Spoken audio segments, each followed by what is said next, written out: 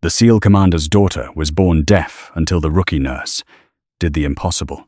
She will never hear your voice, Commander. The auditory nerves are dead. It's like trying to make a stone bleed. The specialist's words hung in the sterile air of the office, sharp and final as a sniper's round. Commander Andrew Sterling didn't flinch. In the corner of the room, 4-year-old Lily sat on the floor, stacking wooden blocks in total silence, oblivious that her father's world was collapsing for the second time in 2 years. Andrew stood up, his shadow swallowing the desk. I didn't ask for a probability, Doctor. I asked for a protocol. If you don't have one, I'll find someone who does. He scooped up his daughter and walked out, the heavy door clicking shut like the lock of a prison cell.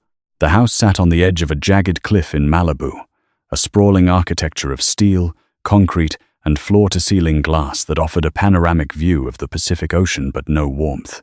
It looked less like a home and more like a forward operating base. The perimeter was monitored by cameras, the gates were reinforced, and the interior was kept at a clinically precise temperature. Andrew Sterling stood by the north window, watching the storm clouds gather over the water. He was a man carved from granite and grief. At 34, he was a decorated Navy SEAL commander, a man who had led teams into the darkest corners of the earth and brought them home alive. He solved impossible problems with ballistics and strategy, but Lily was a puzzle he couldn't shoot, strategize, or intimidate into submission. Behind him, the heavy oak doors of his study creaked open. The agency sent another one. His housekeeper, Maria, whispered, clearly terrified to disturb him. "Send her in," Andrew said, not turning around. "And Maria, if she's wearing perfume, tell her to leave before she crosses the threshold. Lily is sensitive to smell." She's already here, sir." Andrew turned. Standing in the doorway was a woman who looked like a strong gust of wind might knock her over. Natalie Greer was 24, with messy auburn hair pulled back in a utilitarian clip and scrubs that looked like they had been washed 1,000 times. She clutched a battered leather bag to her chest like a shield. She looked tired. She looked young. She looked completely unqualified to handle a high-security household and a child with complex behavioral needs.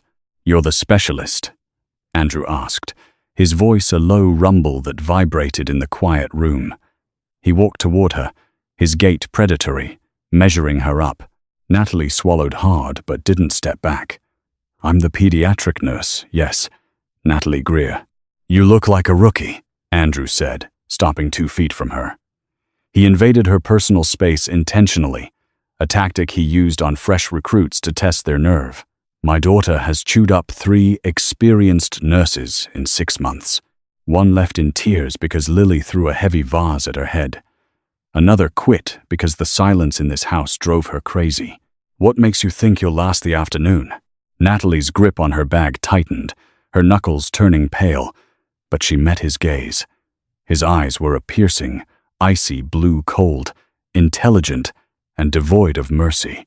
"Because I need the money," she said bluntly. Andrew blinked, surprised by the lack of artifice.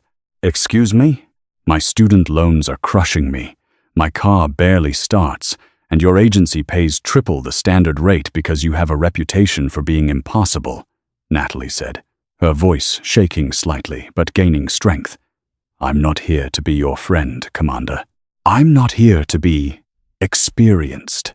I'm here because I specialize in non-verbal trauma communication, and because I don't scare easy." Andrew stared at her for a long, stretching silence. He was analyzing her micro-expressions. Fear? Yes. Desperation? Yes. Deceit? No. "She's not a trauma case," Andrew said coldly. "She's deaf. There is a difference."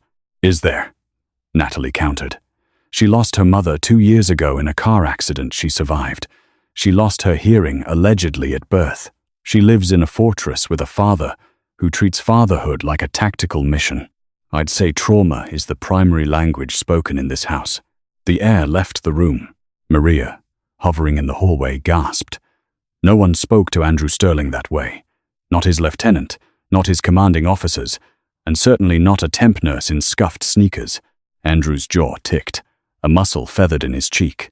He moved closer, towering over her.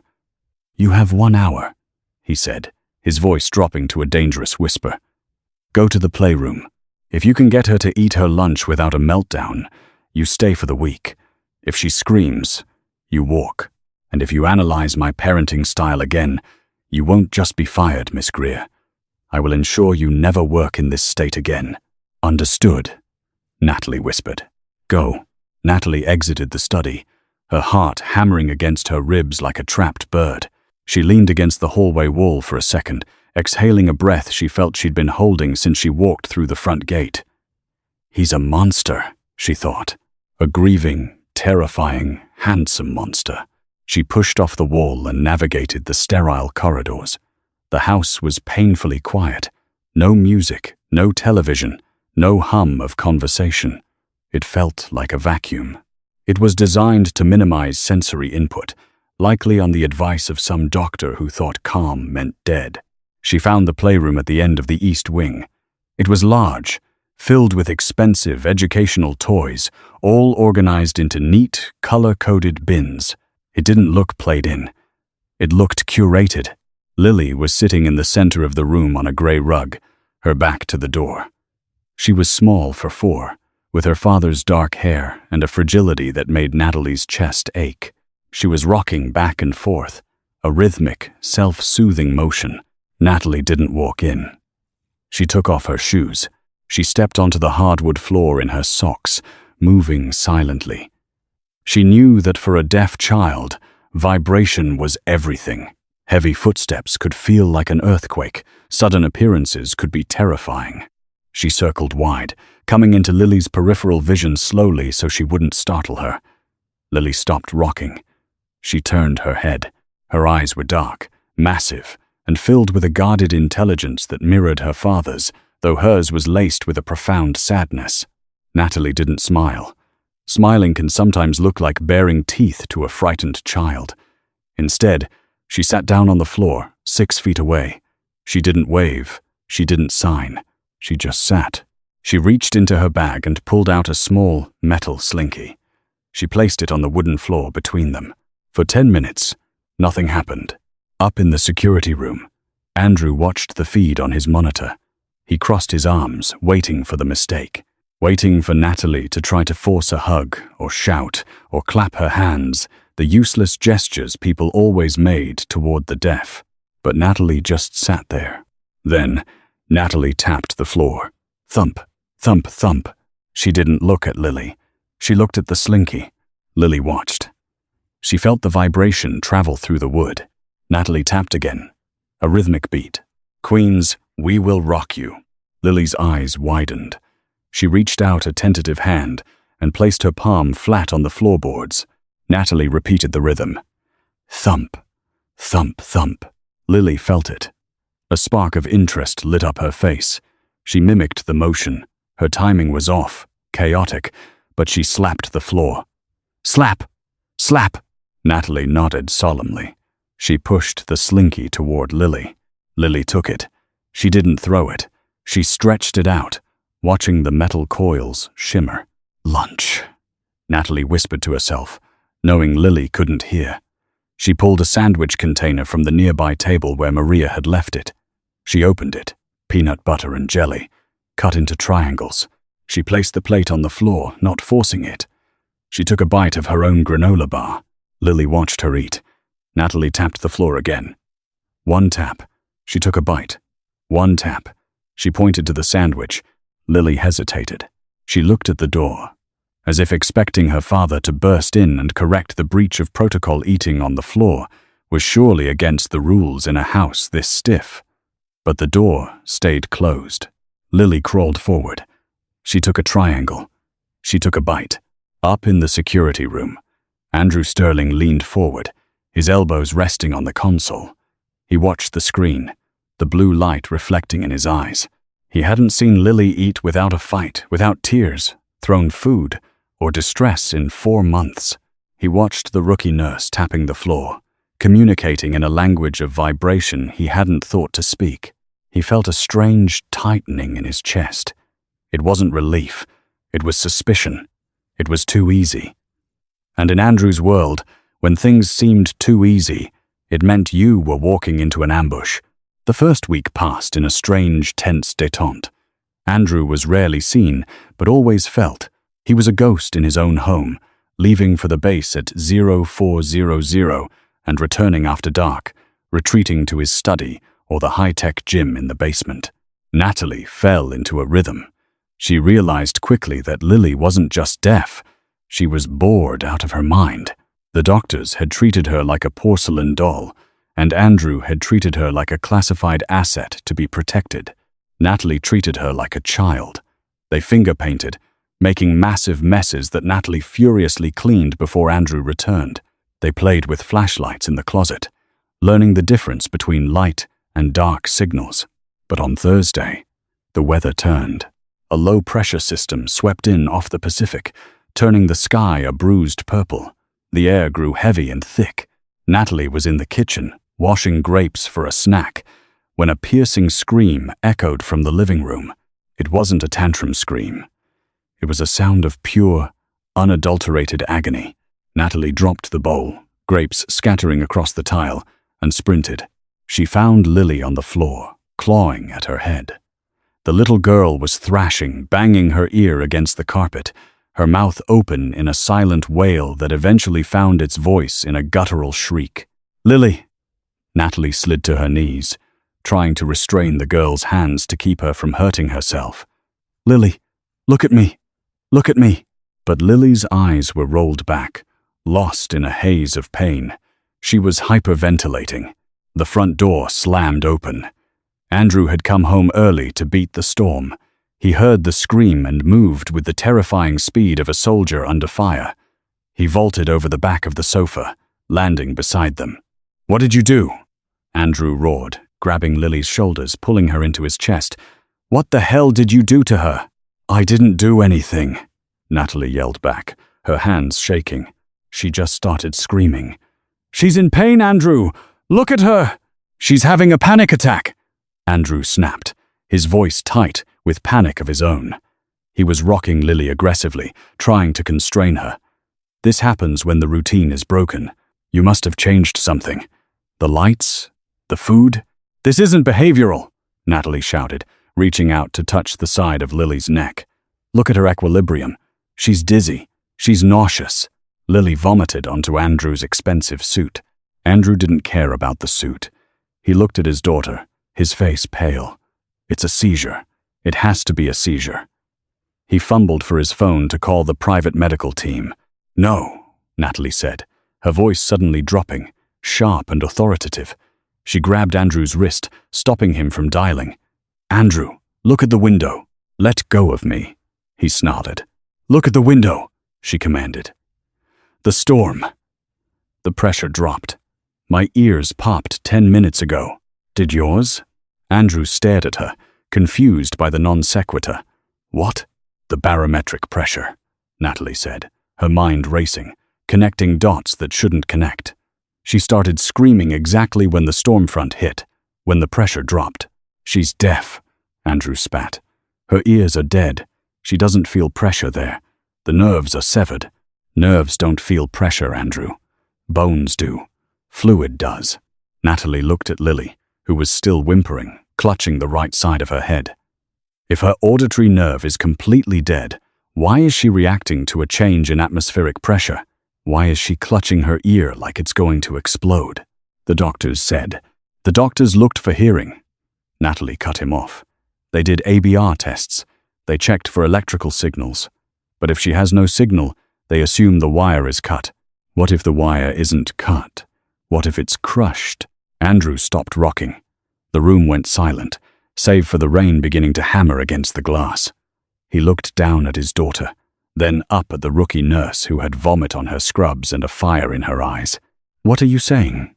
Andrew asked, his voice low. "I'm saying," Natalie breathed, realizing how crazy she sounded, "that I don't think she's ignoring us. I think she's screaming because her head is full of pressure she can't equalize, and if she can feel pressure, she might not be permanently deaf." Andrew stared at her. For a moment, the hope on his face was so raw it was painful to look at. Then, just as quickly, the steel shutters slammed back down. He stood up, lifting Lily effortlessly. "Get your things. he said, his voice cold again.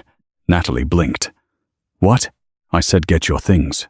You're firing wild theories that could get my hopes up, knowing they will crash. That is cruel, Miss Greer, and it is dangerous.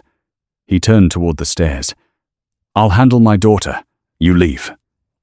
Now. You're wrong! Natalie yelled at his back, desperation clawing at her throat. She couldn't leave this child. Not now. Andrew, please, just let me look at her file one more time. The raw data. Not the report. Get out, Andrew roared, the command shaking the glass walls. He disappeared upstairs with the sobbing child. Natalie stood alone in the living room. She should go.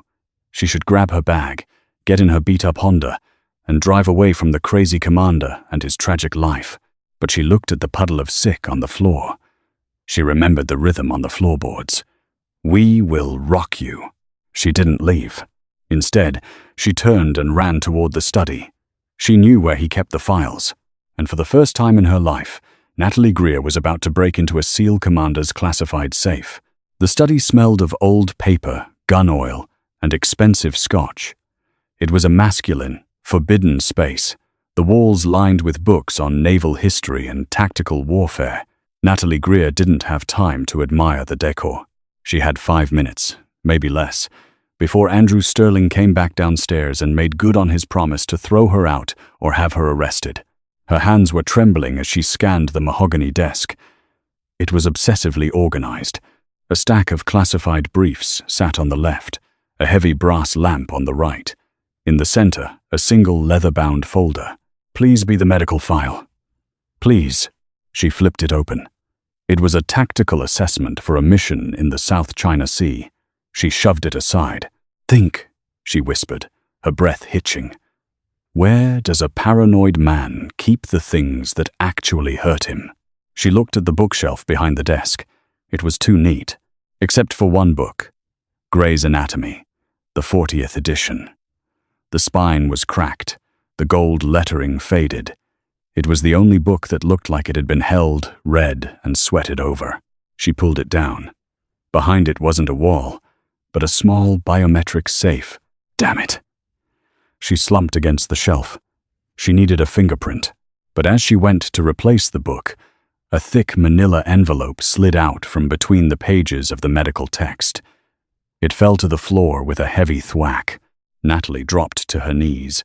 The label on the envelope was handwritten, Lily, ABR, MRI, raw data, do not archive.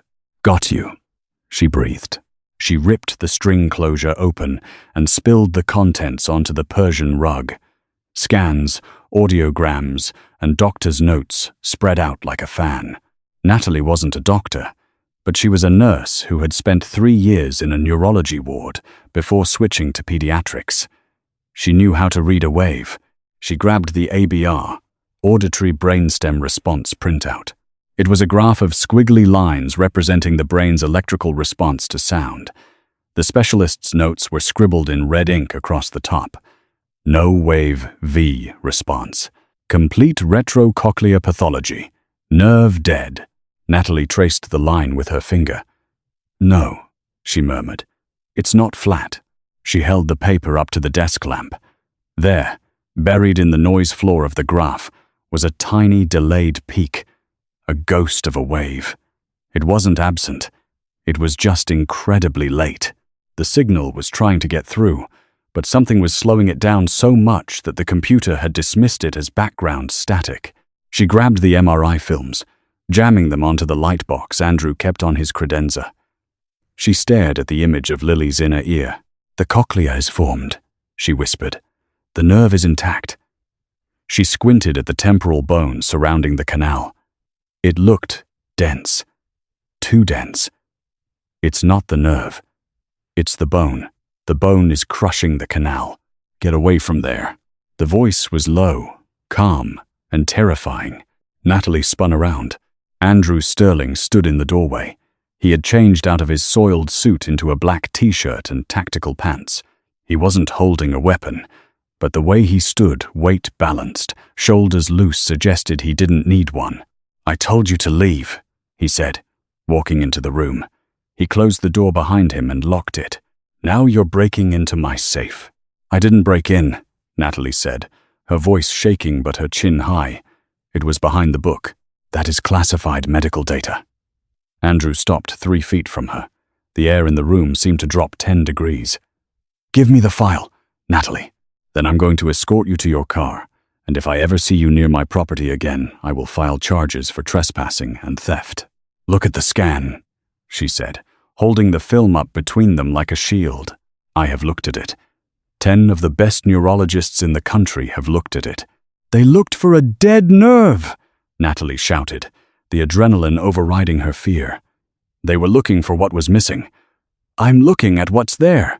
Andrew snatched the film from her hand. "Enough.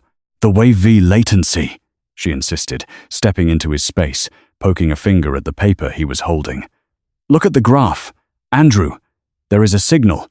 It's delayed by 4 milliseconds. If the nerve was dead, there would be 0 signal. Nothing. Flatline." Andrew looked down at her finger, then at her face. He was angry, furious. Even but his curiosity was a fatal flaw. He looked at the paper. "It's noise," he said dismissively. "Artifacting from the machine. It's rhythmic," she countered. "Noise is chaotic. That peak repeats on every stimulation. Her brain is trying to hear, Andrew, but the signal is getting caught in a traffic jam because her temporal bone is sclerotic. It's too thick. It's squeezing the nerve like a garden hose." Andrew went still. He stared at the squiggly line. He was a sniper. He understood windage, elevation, and variables. He understood that a tiny deviation in data changed the entire trajectory of a shot. "If you're wrong," he said quietly, looking up at her, "you are ripping open a wound that has barely scabbed over, and I will destroy you for it." "I know," Natalie whispered. "But if I'm right, she's in there, Andrew. She's screaming to get out, and the pressure is hurting her." Andrew stared at her for a long, agonizing minute. The storm rattled the windows, rain lashing against the glass like shrapnel. Finally, he tossed the file onto the desk. "Prove it," he said. The master bathroom was the most acoustically dead room in the house, surrounded by marble and heavy towels. Andrew sat Lily on the counter. She was exhausted, her eyes puffy from crying, wearing oversized flannel pajamas. She looked tiny next to her father. Andrew stood next to her, his arms crossed, watching Natalie. "We need to bypass the ear canal," Natalie explained, her hands moving quickly as she unpacked her medical bag. "If the blockage is in the bone surrounding the nerve, air conduction regular sound won't work. We need bone conduction, direct vibration to the skull." "The doctors tried bone conduction headphones," Andrew said skeptically. She didn't react. "They used standard frequencies," Natalie said, pulling out a heavy steel tuning fork. It wasn't a medical one. It looked like something from a physics lab, and they were looking for a hearing response, turning the head, smiling. "I'm not looking for her to hear. I'm looking for her to feel the sound inside her head." Natalie struck the tuning fork against the heel of her boot. It hummed with a low, deep C note. She moved toward Lily. Lily flinched, pulling back toward Andrew. Andrew put a hand on his daughter's back, steadying her. "It's okay, Bug," he murmured, the vibration of his chest soothing her even if she couldn't hear the words. "I'm going to place this on her mastoid bone," Natalie said softly, "right behind the ear. If the nerve is alive, this specific frequency should resonate through the bone and hit the cochlea directly." "Do it," Andrew said. Natalie stepped in. She struck the fork again. She pressed the cold steel stem against the bone behind Lily's right ear. Lily froze. Her eyes went wide. She didn't turn her head. She didn't smile. She gasped. Then, her hand flew up to her ear, swatting at the fork as if it were a bee. She made a sound, a high-pitched, startled yelp. Natalie pulled the fork away. "She felt the vibration," Andrew said, his voice flat. "That's tactical sense. It's not hearing." "Watch her eyes," Natalie commanded. "Strike two." She struck the fork harder this time. She pressed it against the left mastoid. Lily squeezed her eyes shut. Her mouth opened. "Ah!" she cried out, covering her ears with her hands. She started to cry, but she wasn't looking at the fork. She was looking inside her head. "That's not vibration sensitivity," Natalie said, her voice trembling with emotion. "She's covering her ears, Andrew. You don't cover your ears for a vibration on your skin. You cover your ears when something is loud." Andrew moved. He didn't push Natalie aside. He moved around her. He grabbed the tuning fork from her hand. "Let me," he said. He struck it against the marble counter, a pure, ringing tone. He knelt in front of his daughter. He didn't put it behind her ear. He placed the stem of the fork against the center of her forehead. The sound would travel through the skull to both ears equally. Lily stopped crying. She went dead still. Her eyes locked onto her father's face. For the first time in 2 years, she looked present. She reached out a trembling finger and touched the fork. Then she touched her father's lips. "Puh!" She made a guttural, unformed sound. "Puh!" The tuning fork stopped vibrating. Silence rushed back into the room. Andrew dropped the fork. It clattered loudly on the marble, but Lily didn't react to the noise of the drop. The air conduction was still blocked, but the bone conduction, that was alive. Andrew stared at his daughter, his chest heaving as if he'd just run a 10-mile extraction. Tears, hot and unbidden, welled in his eyes, defying his discipline. He pulled Lily into a crushingly tight hug, burying his face in her neck so she wouldn't see him break. Natalie stood by the sink, clutching the counter, tears streaming down her own face. She felt like an intruder on a sacred moment, but she couldn't look away. After a long time, Andrew stood up. He wiped his face with the back of his hand, the mask of the commander sliding back into place. Though the cracks were visible now, he turned to Natalie. "You were right. It's a surgical fix," Natalie said quickly, pressing her advantage. "We need to decompress the canal. It's risky, Andrew. It's incredibly delicate neurosurgery. But if we shave down the bone—" "I know a surgeon," Andrew interrupted. "He was a medic in the teams, went private. He does reconstruction for guys who get blown up. He won't care about protocols or insurance." "We have to do it fast," Natalie said. "The longer that nerve is compressed, the more permanent the damage becomes. The pressure from the storm triggered the seizure because the bone is shifting. It's getting worse." "We leave tonight," Andrew decided instantly. "Pack a bag for her. I'll fuel the jet." Ding-dong. The doorbell echoed through the house, jarring and out of place. Andrew and Natalie exchanged a look. No one came to the fortress unannounced, especially not at 9 p.m. in a storm. Andrew checked his watch. He tapped the security app on his phone. His face went pale. "Who is it?" Natalie asked. "It's not a who," Andrew said, his voice turning to ice. "It's a what? It's a sleek black sedan with government plates." "The agency?" "No," Andrew said, holstering his phone. "Child Protective Services, and they have a police escort." The living room lights were blazing. Andrew stood in the foyer, his body blocking the entrance to the hallway that led to the bedrooms. Natalie stood at the top of the stairs, hidden in the shadows, listening. 2 police officers stood by the door, rain dripping from their uniforms onto the expensive slate floor. Between them stood a woman in a beige trench coat, holding a clipboard like a weapon. "Commander Sterling," the woman said. Her voice was nasally and officious. "I'm caseworker Miller, Los Angeles County Department of Children and Family Services." "Get off my property," Andrew said. He didn't raise his voice. He didn't need to. "We received a medical alert," Miller said, unfazed. "A report of a seizure, untreated, followed by a refusal of medical transport. Your private medical service flagged the incident. When a child with special needs is denied emergency care, we are mandated to investigate." "My daughter is fine," Andrew said. "She had a reaction to a pressure change. She is sleeping. I need to see her, Commander." "No, sir." One of the officers stepped forward, hand resting near his belt. "Don't make this difficult. We have a court order to check on the welfare of the child. If you refuse, we have the authority to remove her immediately."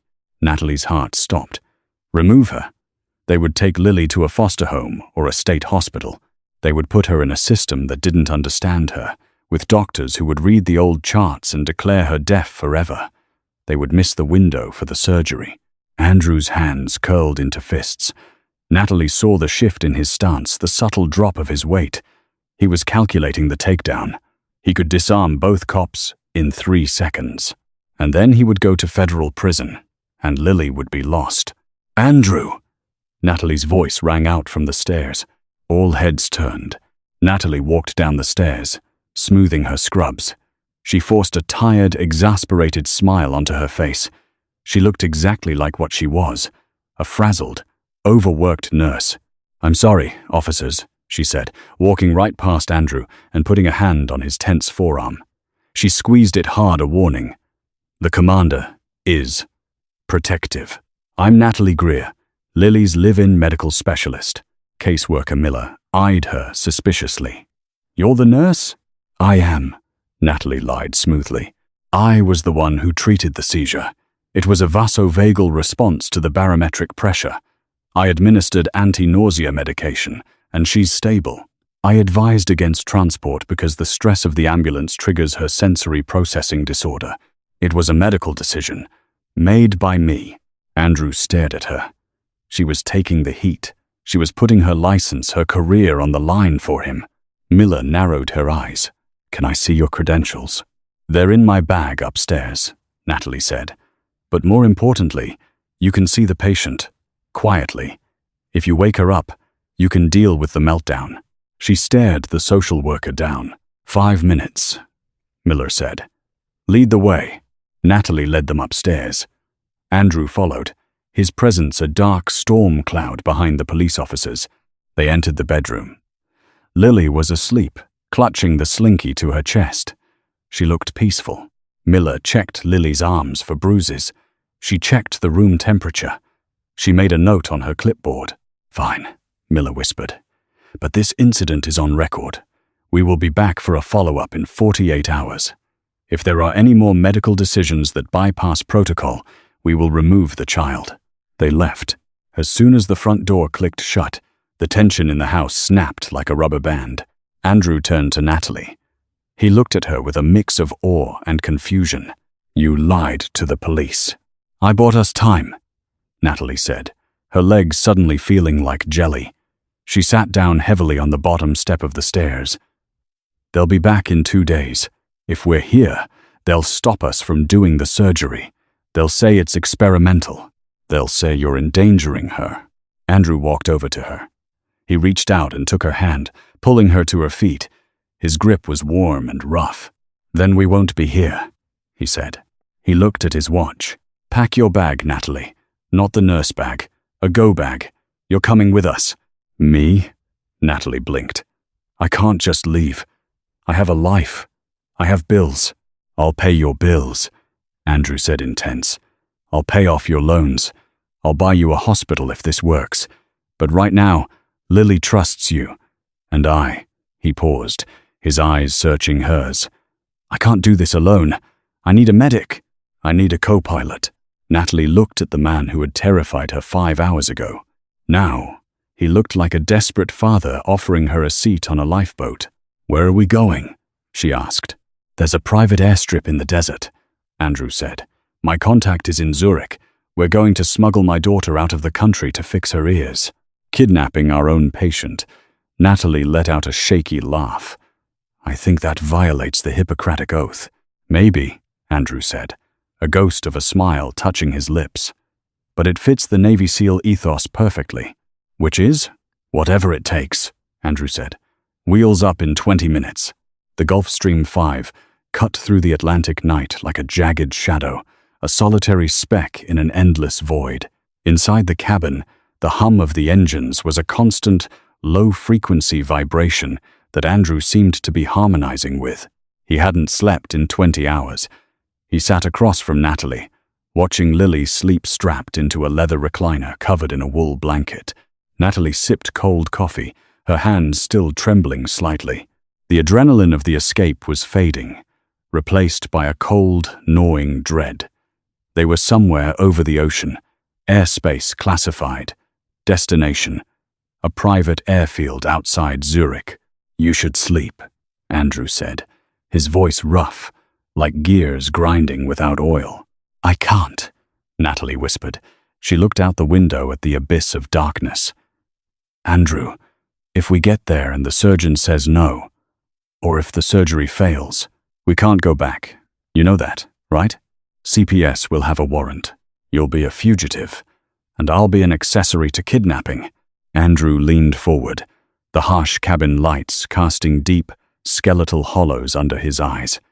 "I've been a fugitive before. I can disappear. I have safe houses in 3 continents. I have accounts that don't exist.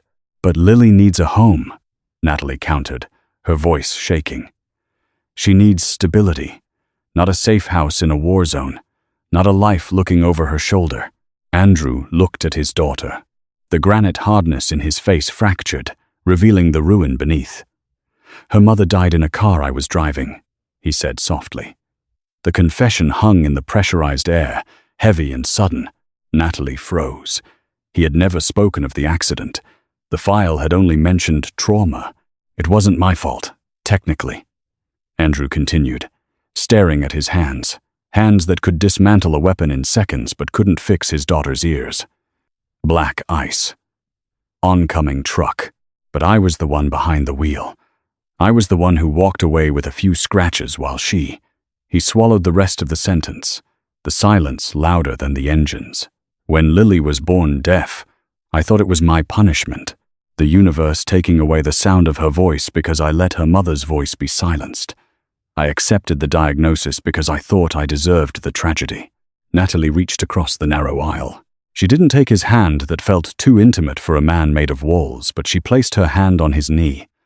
"This isn't about penance, Andrew. It's about biology. You didn't break her, and you're the only one fighting to fix her." Andrew looked at her hand, then up at her eyes. For the first time, he didn't pull away. The distance between them, usually measured in rank and protocol, vanished. "You're the one fighting, Natalie. I just gave up. I built a fortress to hide in. You're the one who breached the walls." The pilot's voice crackled over the intercom, static cutting the moment. "Commander, we're beginning our descent into Zurich. Weather is deteriorating rapidly. Heavy snow, crosswinds at 40 knots. It's going to be tight." "Copy," Andrew said, the soldier snapping back into place instantly. "Tighten your belt, Natalie. It's going to be a rough landing." The landing was more than rough. It was violent. The jet slammed onto the icy runway, skidding sideways, tires screaming against the tarmac before correcting with a gut-wrenching lurch. Natalie gripped the armrests until her knuckles turned white, praying to a god she hadn't spoken to since nursing school. But Lily just slept on, wrapped in her silence, immune to the roar of the reverse thrusters and the chaos of the world. A black SUV was waiting on the tarmac, engine running, exhaust billowing into the freezing Swiss air like dragon's breath. A man stepped out as the jet stairs lowered. He was huge, a mountain of a man with a beard that looked like steel wool and a scar running from his eyebrow to his jaw. He wore a parka over surgical scrubs, looking more like a lumberjack than a neurosurgeon. "Elias," Andrew greeted him, carrying Lily bundled in blankets against the biting wind. "Commander," the man grunted. He looked at Lily, then at Natalie, his eyes dark and assessing. "This the rookie? She's the reason we're here," Andrew said. "Is the theater prepped?" "It is," Elias said, opening the back door of the SUV. "But you should know, Andrew. I looked at the high-res scans you sent from the plane. The bone isn't just thick. It's calcified around the carotid artery. It's wrapped around it like ivy. If I slip a millimeter while I'm drilling, she doesn't just lose her hearing. She bleeds out in 30 seconds. Natalie felt the blood drain from her face. The wind stung her cheeks, but the cold inside her was deeper. "Can you do it?" Andrew asked. He didn't blink. He didn't shiver. Elias looked at the sleeping girl, then at the gray sky. He spat into the snow. "I'm the best mechanic you know, Andy. But even the best mechanic can't fix an engine while it's running hot. The risk is 80/20 against. Those are better odds than I've had on most ops," Andrew said. "Get in the truck." The clinic was built into the side of a mountain. a converted Cold War fallout shelter that was now a state-of-the-art medical facility for the ghosts of the world mercenaries, spies, and now a 4-year-old girl. It smelled of ozone and antiseptic. The operating theater was blindingly white, a stark contrast to the dark stone tunnels outside. Natalie stood in the observation gallery, separated by thick, bulletproof glass. She was scrubbed in, wearing blues, just in case, but Elias had insisted he work alone with his own specialized team. Andrew was down there too, not scrubbing in, but pacing the perimeter of the room like a guard dog, refusing to leave his daughter's side until the anesthesia took hold. Lily looked so small on the table. A tangle of tubes and wires connected her to machines that beeped with a rhythmic, indifferent cadence. "Inducing anesthesia," the anesthesiologist said, his voice calm. Elias held the drill. It looked less like a medical instrument and more like a weapon, a high-speed surgical burr designed to grind through bone dust. "Making the incision," Elias announced. Natalie pressed her hand against the glass, leaving a foggy print. "Please. Please let the nerve be there. Please let me be right." The surgery was a war of attrition. For 3 hours, Elias worked under a massive microscope, shaving away layers of the temporal bone that were no thicker than a sheet of paper. Every movement was precise, terrifyingly slow. The sound of the drill was a high-pitched whine that vibrated in Natalie's teeth. Approaching the facial nerve, Elias murmured, his voice amplified by the gallery speakers. "Visibility is poor. The ossification is denser than the MRI showed. It's like drilling through diamond." Suddenly, the lights flickered. The hum of the ventilation system died. Total silence fell over the room for 1 terrifying second. "Generator!" Elias barked, not moving his hands from inside Lily's skull. "Don't let the microscope dark out." The emergency lights kicked on, bathing the room in a sickly red hue before the main power cycled back. The storm outside was wreaking havoc on the mountain's grid.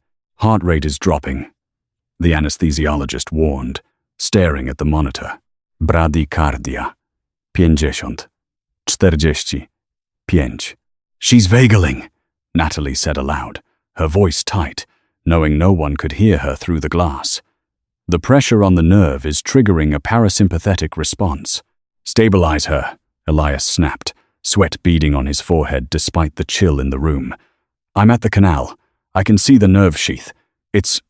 God, it's crushed flat. Is it vital?"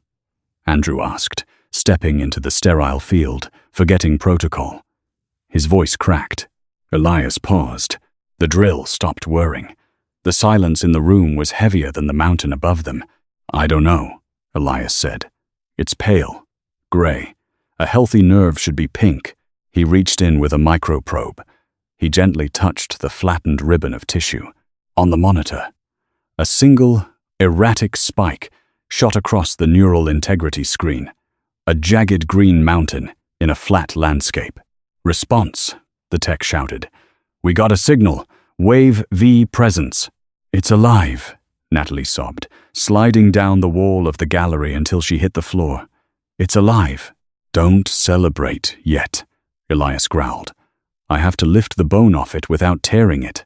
If I tear it, she's deaf forever." The next 20 minutes were the longest of Natalie's life. She watched Elias's hands.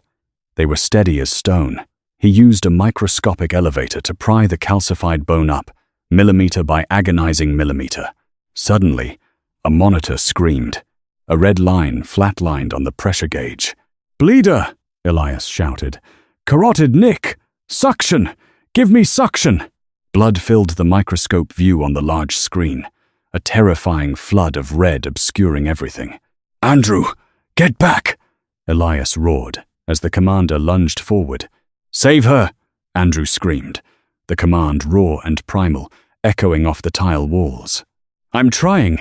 Clamp! Give me the vascular clamp!" The bone fragment sliced the artery wall. Natalie was on her feet, banging on the glass. She couldn't hear the chaos clearly through the partition, but she saw the panic. She saw the blood soaking the drapes. She saw Andrew Sterling, the man who never broke, fall to his knees, his forehead pressed against the cold floor of the OR, praying to a god he hadn't spoken to in years. "Got it," Elias yelled, his hands moving in a blur, clamped, suturing. "Come on." "Hold." The beeping of the monitor slowed. The red line stabilized. "She's holding," the anesthesiologist breathed, pressure normalizing. Elias slumped back in his chair, dropping the instruments. He looked up at the gallery, his mask speckled with blood. He looked at Andrew. "The nerve is free," Elias rasped. "She's safe." The recovery room was dim and quiet. The storm outside had passed, leaving a heavy silence over the Alps, the world buried in fresh, clean snow. Lily lay in the bed, her head wrapped in thick white bandages, looking like a little wounded soldier. Her face was pale, but the monitor showed a steady, strong heartbeat. It had been 48 hours since the surgery. The bleed had been stopped. The bone had been removed. The nerve was free. But was it working? Andrew sat in a chair next to the bed, holding Lily's hand. He hadn't moved, eaten, or slept. He looked like a ruin of a man, unshaven, eyes red-rimmed. Natalie stood on the other side of the bed, adjusting the IV drip, her own exhaustion a heavy cloak. "Elias said the swelling is down," Natalie whispered. "We can try." Andrew looked up. Fear, naked and terrifying, was in his eyes.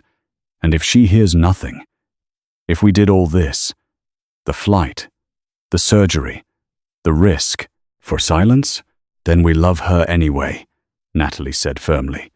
"But we have to know. She needs to know." She nodded to Andrew. Andrew took a breath that rattled in his chest. He leaned in close to his daughter's ear, the one that had been crushed by bone for 4 years. Lily's eyes were open, watching him. She looked tired, groggy, but curious.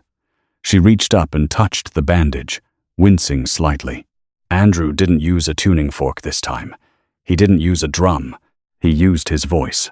"Lily," he whispered. It was barely a sound. A breath of air shaped into a name. Lily blinked. She stopped moving. Her eyes darted around the room, looking for the source of the sensation. She looked at the ceiling. She looked at the IV pump. She looked at the window. Then, she looked at Andrew. Her face crumpled. It wasn't a smile. It was confusion, fear. The world, which had been a silent movie for her entire life, suddenly had a soundtrack. The hum of the fridge, the beep of the monitor, the rustle of sheets, it was all rushing in. Andrew choked back a sob. He leaned closer, his lips inches from her ear. "Lily, it's Daddy." Lily's breath hitched. She heard it. She heard the timbre, the gravel, the love in the resonance. It wasn't a vibration on the floorboards. It was a voice. She reached out with both hands and grabbed Andrew's face. She pulled him toward her, pressing her ear against his mouth, seeking the source of the magic. "Daddy." Andrew wept, the tears finally falling freely, washing away the soldier, the commander, the widower. "I'm here, baby. I'm right here. I love you." Lily began to cry, not the silent, open-mouthed wails of before, but a soft, whimpering sound. She paused, listened to her own sob, startled by it, and then cried harder, overwhelmed by the sensory explosion. She was hearing her own grief and her own relief. Natalie watched them, tears streaming down her face, her hand covering her mouth to stifle her own sobs. She backed away slowly toward the door. This was their moment. The fortress had fallen. The silence was broken. She reached for the handle, intending to give them privacy. She was just the nurse. Her job was done. "Natalie." Andrew's voice stopped her. He didn't look up from Lily, who was now clinging to his neck, but he reached out one hand toward the door, toward her. His palm was open. "Don't go," he said. Natalie stopped. "We don't work without the specialist," Andrew said, his voice thick with emotion. "You saved us both." Natalie let go of the door handle. She walked back to the bed. Andrew took her hand, gripping it hard, linking the three of them together in a circle of touch and sound. 6 months later, the beach house in Malibu was no longer a fortress. The heavy drapes were gone. The windows were open to the ocean breeze. Music, the Beatles. Here Comes the Sun drifted from the kitchen, filling the space that used to be a vacuum. Lily sat on the rug, not with a slinky, but with a toy piano. She banged a key, giggled at the sound, and banged it again, delighted by the noise. Andrew stood on the deck, grilling burgers. He looked younger. The lines of grief around his eyes had smoothed out, replaced by laugh lines. He watched Natalie, who was chasing Lily around the coffee table, both of them laughing. Natalie had stayed, not as a nurse, but as everything. The legal battle with CPS had been brutal, but with the success of the surgery, the testimony of Dr. Elias, and perhaps a few classified calls from Andrew's admiral regarding national security assets, the case was dropped. They were a family, not a conventional one, but a forged one, tempered in fire and ice. Andrew caught Natalie's eye through the glass. He smiled, a real, dazzling smile that reached his blue eyes. "Hey," he called out. Lily looked up instantly. Her head turned. Her auditory processing was perfect. "Dada," she shouted, the word imperfect, slurred, but the most beautiful sound in the world. "Loud and clear," Andrew whispered to himself, flipping a burger. He walked inside, wrapping his arm around Natalie's waist and kissing the top of her head. The impossible had just been a matter of listening to the things no one else could hear. Thank you for reading this story of hope, resilience, and the power of listening. If this story moved you, please like this video, share it with someone who needs a miracle, and subscribe for more emotional, heart-pounding stories every week. What was your favorite moment? Let me know in the comments below.